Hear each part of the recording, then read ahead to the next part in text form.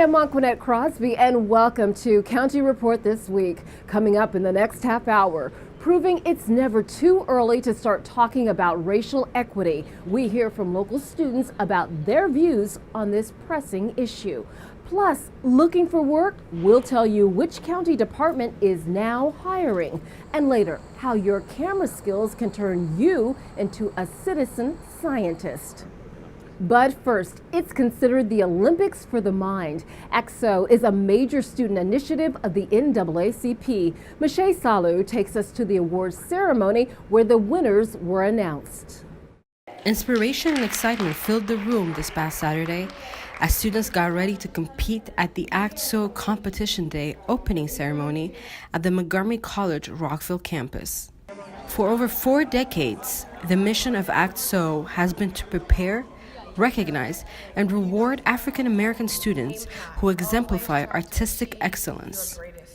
This competition was created by the NAACP to encourage these students to focus on STEM careers as well as the humanities, business, and the arts.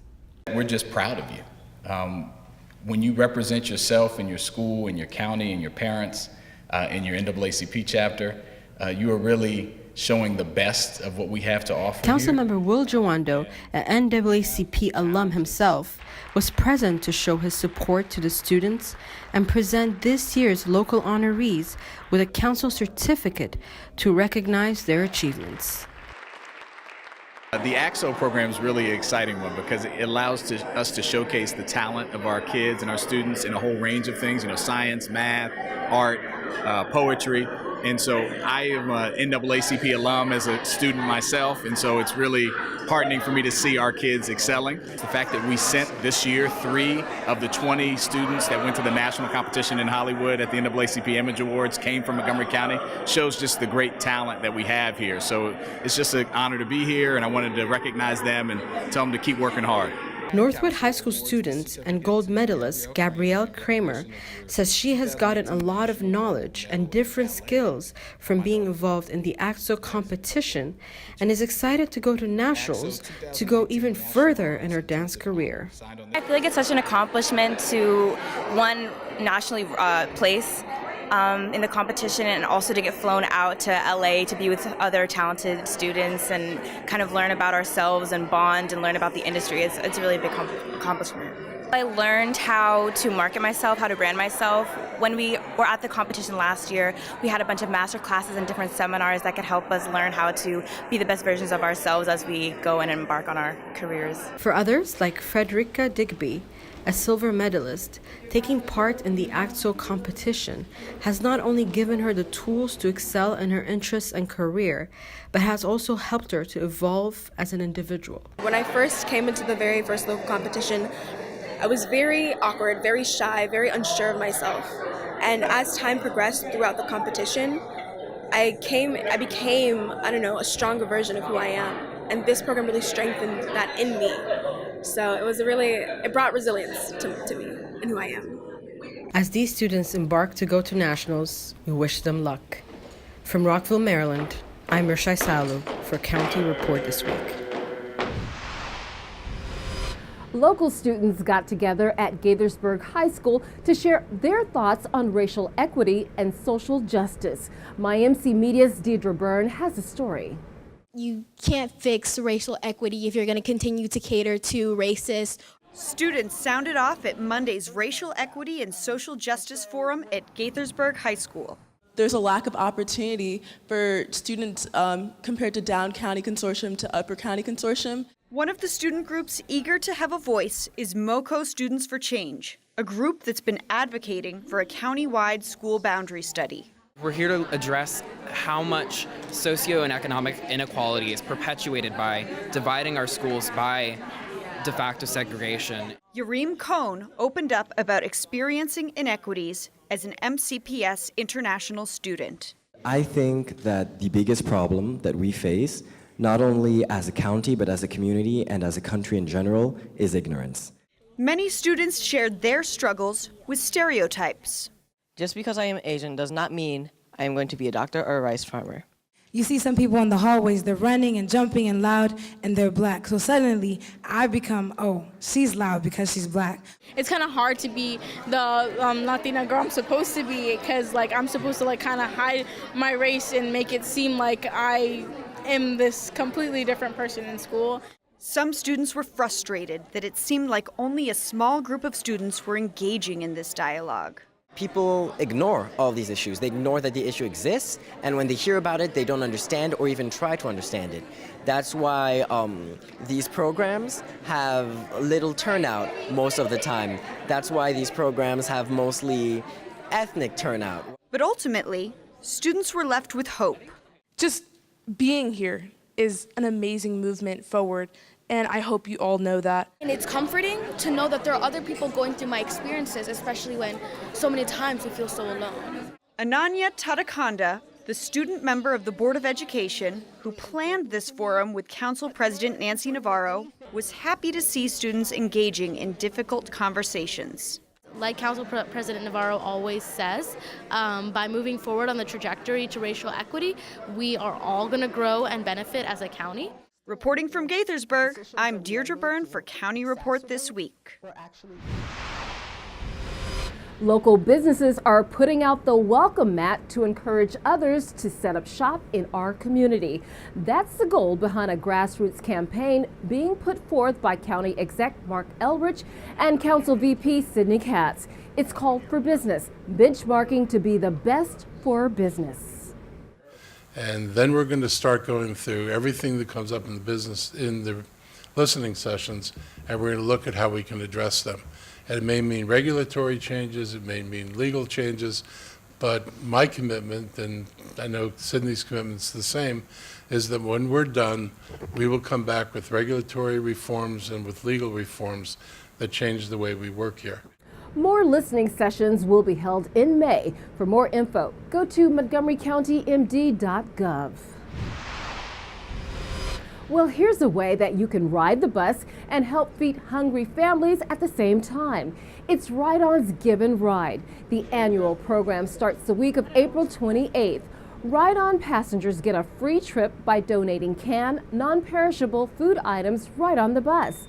During the week, food collection bags will be placed near the fare boxes on all Ride On buses. All donations go to the Manna Food Center and local families. For more information, visit mannafood.org. Coming up on County Report This Week, we'll tell you how, when, and where you can get rid of unused prescription drugs. And why the Rockville Swim and Fitness Center may look a bit different the next time you visit. Those stories and more when we come back. Did you know there are more than 10,000 county government phone numbers?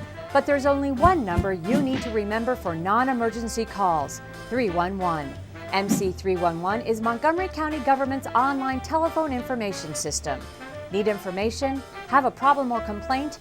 Trying to locate a county government facility? Call 311. The call center is open Monday through Friday, 7 a.m. to 7 p.m. The website is available 24 hours a day, 7 days a week. In Montgomery County, we have a goal to reduce waste and recycle 70% of all waste by 2020. By recycling and reducing waste, we save natural resources and make our community even better.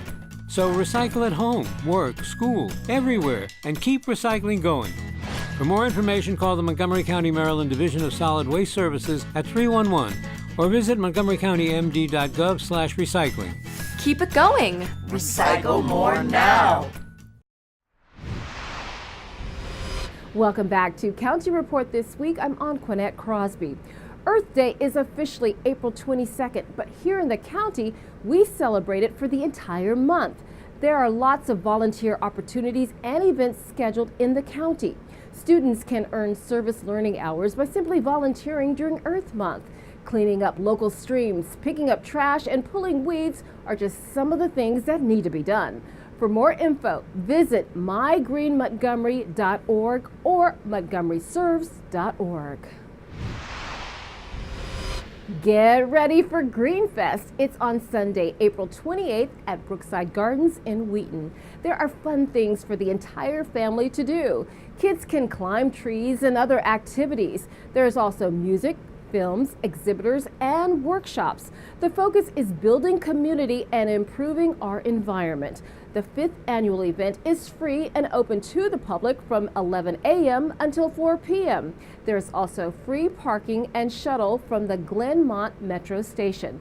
Recently on the county's Make a Difference TV show, we learned more about the event from representatives of the Department of Environmental Protection. It's a great way for people to spend the day and learn about a lot of different initiatives and topics that will help them understand more about the environment and what they can actually do individually to protect the environment. Oh, terrific. Yeah, it's a very, very fun way to learn a lot. For more info, go to montgomerycountygreenfest.org. Renovations are underway at the Rockville Swim and Fitness Center. Rock 11's Craig Buchanan tells us what to expect the next time you visit. It's an exciting time here at the Rockville Swim and Fitness Center. We have broken ground on our locker room and lobby renovations project. Major work is underway to improve experiences at the facility. We're adding about 7,000 square feet of new space to the Rockville Swim and Fitness Center, as well as renovating 7,000 square feet of existing locker room and lobby space. The result will be an improved experience for all customers, namely in our expanded locker room and lobby areas. Starting on May 1, the major heavy lifting of this project will commence.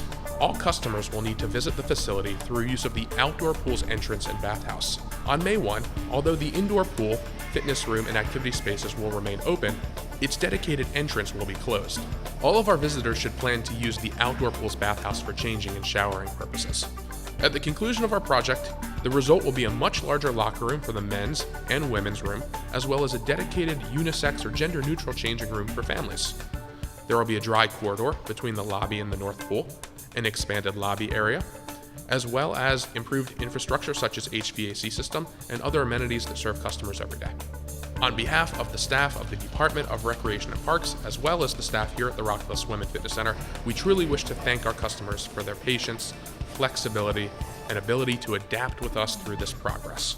We encourage everyone to check our website, rockvillemd.gov/RSFC renovations, for specific updates on this progress. Additionally, we've initiated an email newsletter. Customers can receive information sent straight to their inbox about any facility closures, interruptions, or service alterations due to this project. Visit rockvillemd.gov/swim-center-alerts to sign up. It's time to check your medicine cabinet for expired or unused prescription drugs. That's because April 27th is Prescription Drug Take-Back Day. It's an effort to prevent prescription drug abuse and theft. Joining us to tell us why it's so important to take part in this event is Officer Rick Goodell. Welcome, Officer Goodell. Tell us why this event is so important. Well, thank you for having me to talk about this important event. And we usually hold these take-back events during the spring and fall each year. And the reason that we hold these events is because we want to provide residents a safe way to dispose of their expired and any unused medication that they have in their home. There's dangers involved when people try to dispose of their medication improperly. If they flush pills or liquids down the toilet, it can contaminate the drinking water for the rest of the population. And leaving unused medication in your medicine cabinet can cause a danger for children in the home or any other adults who may get into that medication and take it when it's not prescribed for them. So it's very important for residents to properly dispose of their medication. And there also is a danger for individuals who can steal that medication and then turn around and sell it on the street, which also poses a significant danger. So we're asking residents at this point to go through their medicine cabinet, find all their unused medication, any expired medication.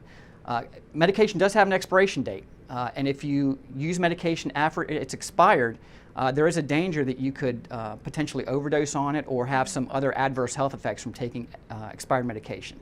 So go through your medicine cabinet, find any expired medication, any unused medication, bring it to our drop-off locations. It's completely anonymous. Nobody's going to ask any questions. There's no judgment on the medications that are dropped off. And it's a safe and great way to dispose of any unused medication. So we look forward to seeing you there, and we'll see you again in the fall. All great advice. Thank you again for joining us. All right. There will be drop-off locations across the county where residents can safely dispose of prescription drugs and over-the-counter medications. There will be collection boxes in the parking lots of these police stations and other county locations between 10 a.m. and 2 p.m. If you're looking for a job, the county's Department of Correction and Rehabilitation is hiring. The positions that need to be filled are for security and correctional officers. You have until April 23rd to apply online at montgomerycountymd.gov/COR. After the deadline, there will be a one-day applicant processing event at MC's Rockville campus. That'll be on April 27th from 8:30 a.m. until 6 p.m. During the event, candidates must take a written assessment exam and background interviews will also be scheduled. Qualified candidates will receive a contingent job offer that same day. Walk-ins will be accepted on April 27th, but you're urged to apply online by the deadline. For more info, call 240-777-9759. Coming up on County Report this week, the Science Center on MC's Rockville campus gets a pretty cool prehistoric addition. And getting the next gen ready for the workforce. Thought leaders weigh in. Stay with us. County Report this week. We'll be right back.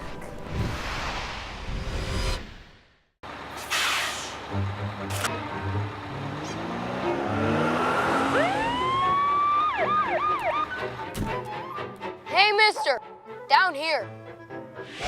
You illegally passed the stop school bus. I'm placing you in timeout, and this timeout means big fines, plus you really could have hurt somebody. That's why school buses are being equipped with video cameras to help kids like me stay safe, so respect the bus.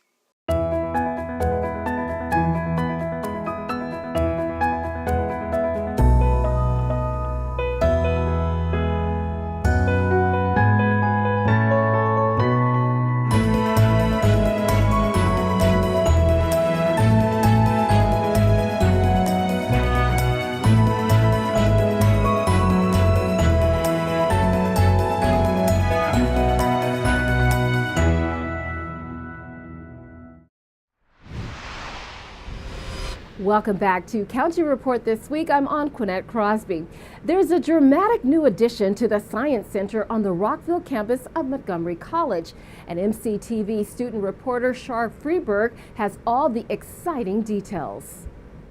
A bit of Jurassic Park has come to Montgomery College as Stan the T-Rex is being assembled in the lobby of the Montgomery College Rockville Science Center. So today we have our long-awaited arrival of our Tyrannosaurus Rex specimen, graciously donated from the Discovery Communications, and we are incredibly excited to have our own T-Rex at Montgomery College. The T-Rex became available when Discovery opted to move their Silver Spring headquarters and donate some of their exhibits. Over winter break, Brad Stewart and Susan Madden contacted me with a list of potential donations from Discovery Communications, and we decided that Stan here was our top choice. And fortunately for us, we were able to acquire it. It took a team effort. Everybody got on board, including the faculty. As soon as they found out we had the potential for this, they were enthusiastically in support. The T-Rex is nicknamed Stan, after the man who discovered the remains. So it was found in South Dakota in the Hell Creek Formation, which is a very famous formation that actually spans the end of the Cretaceous and the beginning of the Cenozoic, which is the age of mammals. But he found it actually in the late 80s was when he discovered the skeleton. It was dug up, excavated in the 90s. And the acquisition puts MC in some very rare company. There is no other community college in the nation. There's only 30 of these in the world. And the National Museum of Natural History has one of those. And Montgomery College has one of those. And sure, it's an eye-catching exhibit, but MC faculty see Stan as so much more than that. The Tyrannosaurus Rex has been a great way to educate the public and young minds about science. And we are going to be celebrating how, for scientists to understand how this animal lived in the past and what it was like, we need biology, physics, computer programming, chemistry, and math. Trying to think of how can I turn this into a lab activity for the students, because it's one thing to look at slides or read the book about dinosaurs, but another thing to come down and have a face-to-face encounter with a T-Rex. For County Report This Week from Montgomery College, I'm Shar Friedberg. Science Day in Rockville returns with robotics, rockets, and more. Experience hands-on science exhibits from nearly 100 local businesses. This Rockville tradition has been going on for 30 years, so go check it out. It's free and will be held on April 28th from noon until 5 p.m. on MC's Rockville campus. To learn more, visit rockvillesciencecenter.org. It was only fitting that a discussion about how to prepare the next generation for the workforce was held at a local kids museum. MCPS TV was there and tells us more. It's all about creating what the students need, and that's what equity is. Tonight is a wonderful community conversation about future-proofing the next generation, about the skills that our kids need to be successful in a fast-changing economy. We're really excited about the group of people we have assembled to speak about this. We have a really great group of business leaders, as well as education leaders and thought leaders in the field. One of the big questions this country is confronting is that we know the world of work is changing, but the question becomes, how do we prepare our kids to be successful and to thrive in that new world of work? What are the skills that they need? What are the aptitudes that they need? What are the mindsets that they need? And this is a really important conversation to have, and Kid Museum is a great place to have that conversation. When we think together, that collective IQ is so much more powerful than the individual intellect of any one person, that it can only benefit our community and our society when we all come together and think about both problems to be solved and opportunities to be grasped. So these are human skills? Yeah. These are what make us uniquely human. At an inflection point like this, one of the most important things is to be able to ask the right questions. I don't think anybody has all the answers. And I think any social movement, any significant change begins with a conversation. And that's what we're doing here tonight. We're getting people from different points of view, different backgrounds to have a conversation. We have to make sure that our students are very well prepared to think, adapt, solve problems, collaborate, communicate, have integrity. All of this matters in how we operate schools and how we run classrooms and involve ourselves in teaching and learning. Nearly 700 multifamily rental units are being inspected by the Department of Housing and Community Affairs. This week on the county's Spanish language radio show, we talked with code investigators about the list of problem properties. That list is also available to the public. In addition, inspectors say that resident complaints increase this time of year in neighborhoods with single-family homes. A reminder for everybody to make sure that they cut their grass, that there's no weeds or overgrowth in vegetation. Rotted trim is usually something that's more exposed in the springtime. Peeling paint, cars that are, all the vehicles have to be tagged and registered. Trash, making sure that you're only putting trash out when it's to be picked up. You shouldn't be maintaining trash outside of containers. I think basically any kind of exterior maintenance issues, it's a lot more visible in the springtime, so just making sure that they're addressing them as soon as possible. For more info, visit montgomerycountymd.gov/DHCA, or if you want to file a housing violation complaint, call 311. Coming up on County Report this week, meet this sports superstar that's being called the LeBron James of women's soccer. And we want your participation in the City Nature Challenge, how your photos could make a scientific impact. Stay with us, we'll be right back. Interested in career success? Get to Montgomery College and we'll get you going. You can earn an associate's degree in only 2 years.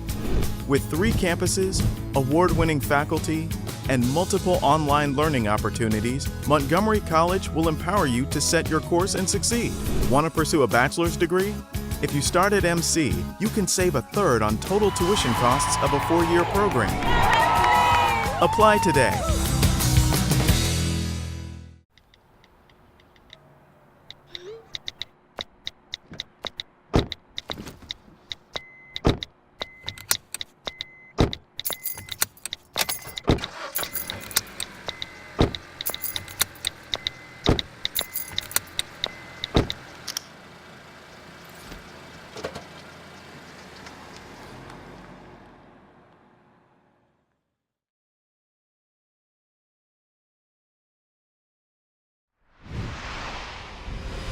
Welcome back to County Report This Week. I'm Anqoinette Crosby. Mallory Pugh just wants to play. She has been a star in her sport for years despite being just 20 years old. MyMC Media has more. I'm super excited. We were just with the national team, but to come back and have our season opener and that it's here at home, I'm super excited. I'm excited just to show our fans and just put on a Spirit jersey again. Pugh with a chance here, has Hatch running up the middle. I was reading the Teen Vogue article about you, and then they mentioned this LA Times article where you are called the LeBron James of women's soccer. How does that make you feel when you hear that? I did not know that. This is the first time I've heard that. But yeah, I mean, I don't know. I personally don't like when I'm compared to others because I want to be like my own self. And but I mean, LeBron James, that's pretty cool. What do you like best about playing soccer?